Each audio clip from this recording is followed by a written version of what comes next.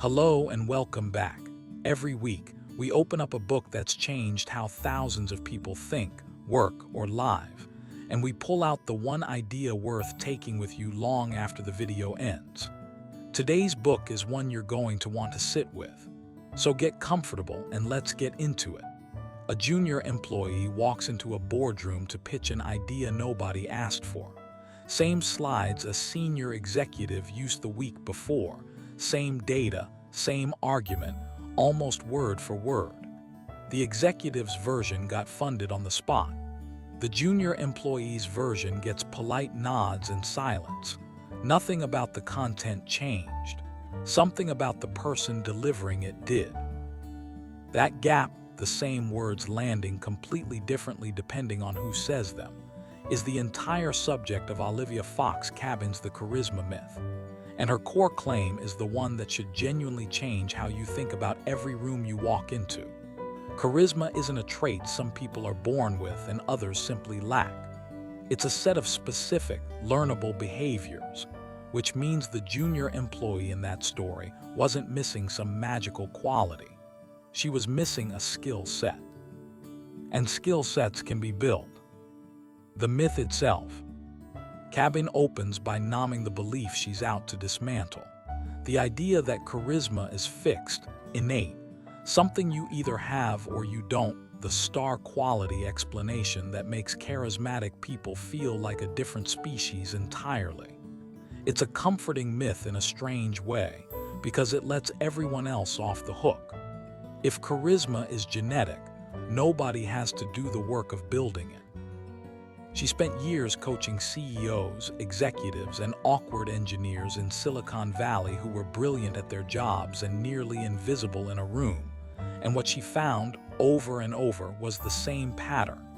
Charisma could be built deliberately through specific and repeatable techniques in people who had shown no natural sign of it beforehand. That's the premise the entire book stands on. Charisma isn't magic, it's mechanics.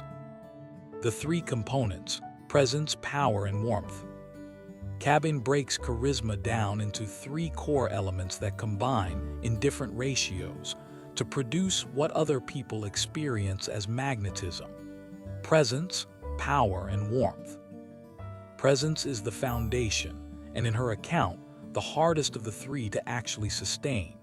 It means being genuinely, fully in the moment with the person in front of you, not composing your next sentence while they're still talking, not half listening while your mind drifts toward the next meeting. Cabane points out something uncomfortable about human attention. We are, by nature, almost constantly distracted, our minds pulled toward the next thought, the next worry, the next task. Genuine, undivided presence is rare enough that when someone actually gives it to you, it registers immediately, almost physically, as something special. That's why presence alone, without any cleverness or charm layered on top of it, is often enough to make someone feel unusually connected to you after a conversation that, on paper, involved nothing remarkable at all. Power is the second component, the sense that a person is capable, competent, and able to affect the world around them. This isn't about dominance or aggression. It's projected through things like posture, the steadiness of a person's voice, how much physical space they comfortably occupy, and whether their movements look confident or apologetic. People read power cues almost instantly and almost entirely non-verbally, often before a single word has been exchanged. Warmth is the third, the sense that a person genuinely cares about your well-being, that their intentions toward you are benevolent rather than self-interested. Cabane treats warmth as the trust signal. Power alone can read as threatening or cold, but power paired with warmth reads as someone both capable and safe to be around, which is the exact combination most people find most magnetic. Different charismatic figures throughout history lean on different ratios of these three. Some project overwhelming warmth with modest power. Others project enormous power with just enough warmth to keep it from feeling threatening. Cabane's point is that there's no single correct blend, but every genuinely charismatic presence contains some real measure of all three. The four charisma styles. Building on those three components, Cabane maps out four broader charisma styles that different situations call for. Focus charisma, built primarily on deep presence, makes the other person feel completely heard and understood, the specific quality that makes someone an extraordinary listener, the kind of person others walk away from feeling unusually valued. Visionary charisma, built on a combination of belief and confidence, inspires people around a larger idea or purpose, making others want to follow not because they're told to, but because the vision itself feels contagious. Kindness charisma, rooted heavily in warmth, puts people instantly at ease and makes them feel safe, unjudged, and accepted. Authority charisma, rooted heavily in power, projects competence and status so clearly that people defer to it almost automatically, useful in situations that call for immediate, unambiguous respect. None of these styles is universally superior. Cabane's practical advice is to match the style to the moment. Authority charisma serves you well walking into a high-stakes negotiation, but the exact same behaviors would feel cold and off-putting while comforting a grieving friend, where kindness charisma is what the moment actually calls for. Charismatic people, in her account, aren't people who default to one fixed persona. They're people who can read a room and consciously shift which blend of presence, power, and warmth the situation actually needs. The real obstacle, your own internal state. Here's where Cabane's book earns its subtitle about science rather than just charm tips, because she spends a substantial portion of the book on something most charisma advice ignores entirely. Your internal mental state leaks out through your body whether you want it to or not, and no amount of technique can fully mask genuine internal discomfort. If you walk into a room anxious, resentful, or self-conscious, that state shows up in micro-expressions, posture, vocal tone, and timing, small, mostly unconscious signals other people pick up on instinctively, even if they can't name exactly what they're reacting to. You can memorize every technique in the book, but if your internal state is screaming discomfort, the technique reads as fake, and people sense the mismatch even when they can't articulate why the interaction felt slightly off. This is why Cabane insists the real starting point for charisma isn't a set of physical tricks. It's learning to manage your own internal state first, because the body language and vocal techniques she teaches later in the book only actually work when they're backed by genuine internal calm and confidence, rather than performed on top of visible anxiety. Neutralizing internal obstacles.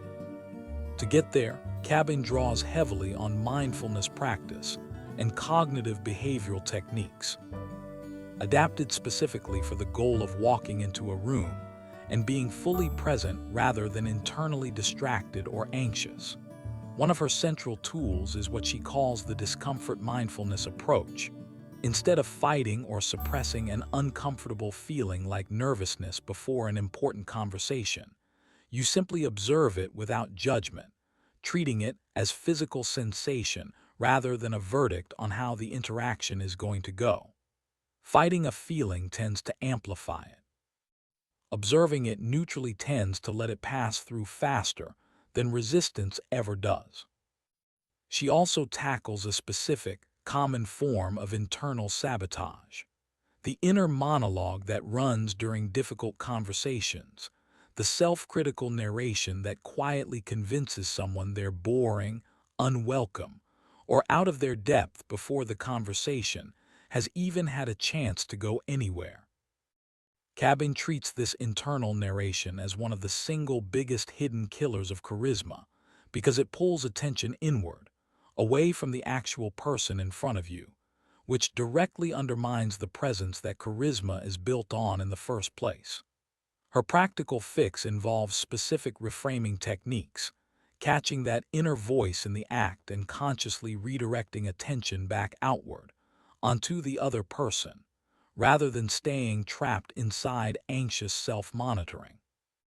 The physical techniques. Once the internal state is under some real control, Cabane moves into the more concrete, physical layer of charisma, the techniques that make presence, power, and warmth visible to the people around you.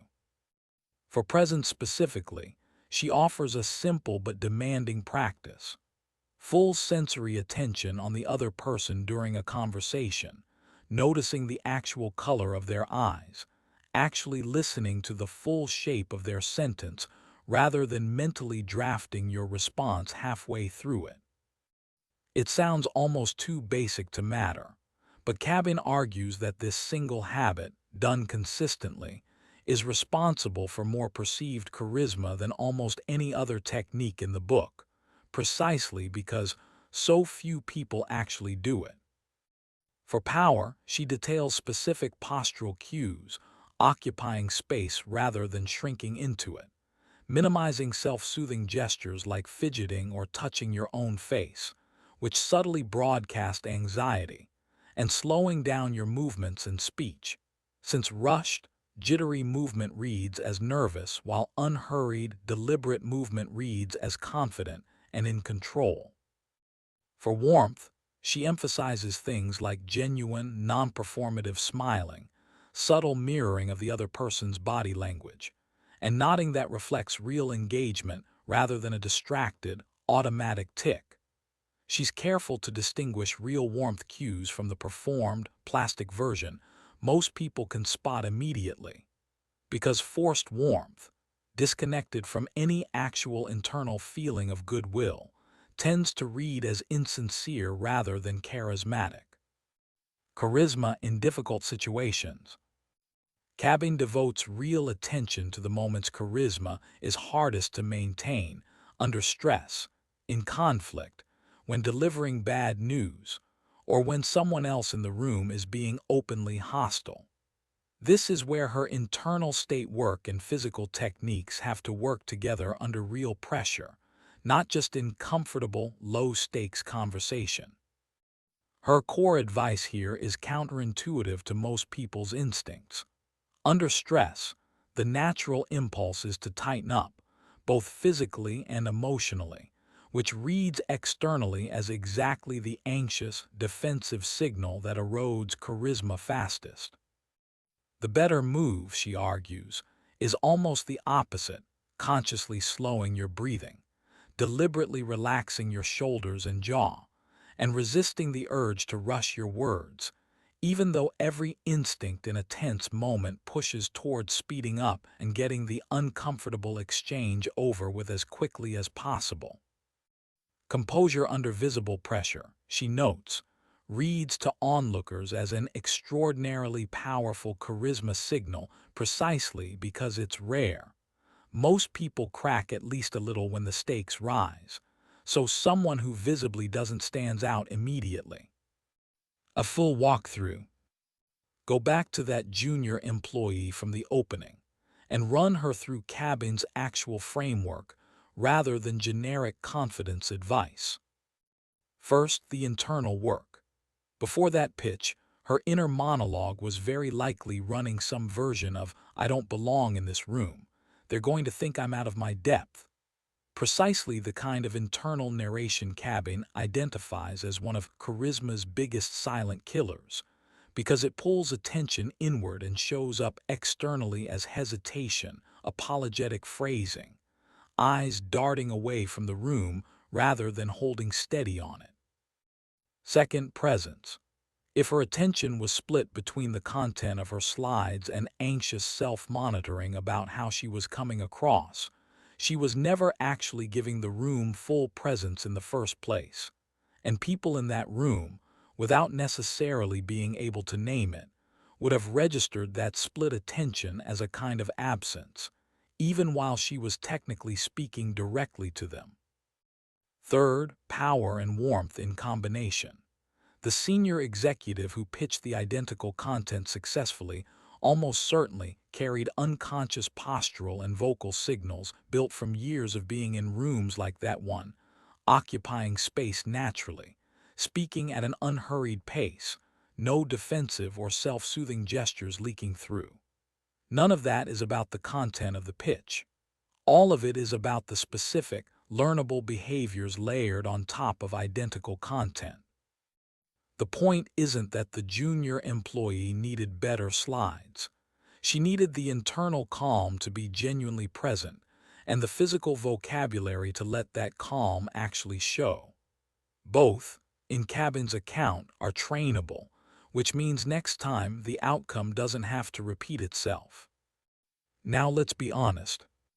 A fair reading of the charisma myth has to sit with a few real limitations. Cabane draws heavily on neuroscience and psychology language throughout the book, but much of the specific framework, presence, power, warmth, the four charisma styles, comes from her own coaching experience and synthesis, rather than from a single, rigorously tested body of peer-reviewed research built specifically around this exact model. That doesn't make the advice worthless. Plenty of genuinely useful practical frameworks aren't built directly from controlled studies. But it does mean the book should be read as an experienced practitioner's synthesis, rather than a strict scientific consensus. And a reader shouldn't mistake the confident, research-flavored tone for the same evidentiary weight as, say, a well-replicated psychology finding. There's also a fair critique to be made about depth versus performance. Some readers and critics have pushed back that the book leans heavily on projecting specific cues, posture, gaze, vocal tone, in a way that can tip, in less careful hands, toward performing warmth and power rather than actually cultivating them internally, which is precisely the insincere, plastic version of charisma Cabane herself warns against elsewhere in the book. The techniques work best exactly the way she frames them, as downstream expressions of real internal calm and genuine regard for other people. But a reader skimming for surface-level tricks, without doing the harder internal state work first, risks building a version of charisma that reads, eventually, as exactly the hollow performance the book explicitly cautions against. Even with those caveats, the central reframe holds up well under scrutiny. Charisma is observable, describable behavior rather than an untouchable inborn trait. Internal state leaks into external presentation whether you manage it or not. An undivided presence alone, without any other technique at all, is a genuinely underused and remarkably powerful social tool. The takeaway: stop treating charisma as a trait you either won the genetic lottery for or didn't. Start treating it as three learnable components, presence, power, and warmth, that combine differently depending on what a given moment actually calls for. Do the internal work first. Manage the anxious inner monologue. Neutralize discomfort rather than fighting it, because no physical technique fully overrides a visibly uncomfortable internal state. Then layer on the physical vocabulary, full attention, confident and unhurried posture, genuine rather than performed warmth. So what's happening internally actually becomes visible to the person in front of you. And remember that composure under real pressure is one of the rarest, most powerful charisma signals available, precisely because so few people manage to hold on to it when it matters most. That junior employee in the boardroom didn't lack a good idea. She lacked the specific, learnable behaviors that would have let the room actually receive it. Cabane's entire argument, boiled down to one sentence, is that the gap between her and the executive next to her was never as unbridgeable as it looked from the outside. It was a skill gap, and skill gaps close.